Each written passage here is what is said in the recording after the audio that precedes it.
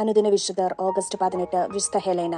Constantine ചക്രവർത്തിയുടെ അമ്മയാണ് Helena രാജ്ഞി. രാജ്ഞി ഇംഗ്ലീഷുകാരിയാണെന്ന് പറയുന്നു. മാനസാന്തര ശേഷം ഹെലേന രാജ്ഞി ഭക്ത്യാഭ്യാസങ്ങളിലും ദാനധർമ്മങ്ങളിലും അതുത്സുകയായി തീർന്നു. 326 ജെറുസലേമിലെ ബിഷപ്പ് മക്കാരിയൂസിന് ഗാഗുൽത്തായിൽ ഒരു ദേവാലയം പണിയുന്നതിന് കൽപ്പന കൊടുത്തു. 75 വയസ്സായിരുന്നെങ്കിലും ദേവാലയ നിർമ്മാണം നേരിൽ കാണാൻ രാജ്ഞി ജെറുസലേമിലേക്ക് പോയി. ക്രിസ്തു തറയ്ക്കപ്പെട്ട യഥാർത്ഥ കുരിശ് കണ്ടുപിടിക്കണമെന്നുള്ള ആഗ്രഹവും ഉണ്ടായിരുന്നു. ഗാഗുൽത്തായിൽ കുന്നുകൂടിക്കിടന്നിരുന്ന ചപ്പും ചവറും മാറ്റുകയും വിനീസിന്റെ പ്രതിമ നീക്കുകയും ചെയ്തപ്പോൾ 3 കുരിശുകളും കണ്ടെത്തി. ഏതാണ് ഈശോയെ തറച്ച കുരിശെന്ന് മനസ്സിലാക്കാൻ ഈ കുരിശുകൾ ഓരോന്നായി എടുത്തു ബിഷപ്പ് മക്കാരിയൂസ് രോഗിണിയായ ഒരു സ്ത്രീയെ സ്പർശിച്ചു നോക്കി. യഥാർത്ഥ കുരിശു തൊട്ടപ്പോൾ സ്ത്രീയുടെ രോഗം ഉടനെ സൗഖ്യമായി. അവിടെ ഒരു ദേവാലയം പണിയുകയും ചെയ്തു. രാജ്ഞി മെത്രാന്മാരോടും പുരോഹിതരോടും വളരെ ബഹുമാനം പ്രദർശിപ്പിച്ചിരുന്നു.